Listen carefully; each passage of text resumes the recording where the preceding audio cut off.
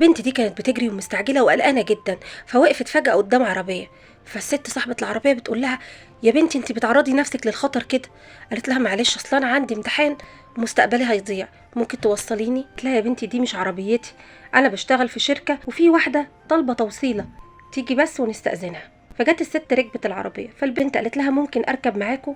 فالست اللي بتسوق العربيه قالت لها: معلش، عندها امتحان ومستقبلها هيضيع، ممكن اوصلها هي الاول وبعدين اوصل حضرتك؟ قالت لها: لا طبعا.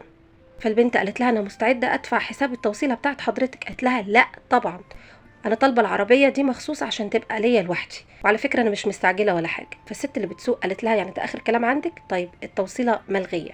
قالت لها: ايه الكلام ده؟ انا هتصل بالشركه واشتكيكي. قالت لها: اتفضلي انزلي. يا ترى ايه رايكم؟ الست اللي كانت طالبه العربيه عندها حق ولا لا؟ يعني كان المفروض تركب البنت وتساعدها، ولا ما تثقش في حد، ما تديش الامان لحد ومن حقها انها ترفض؟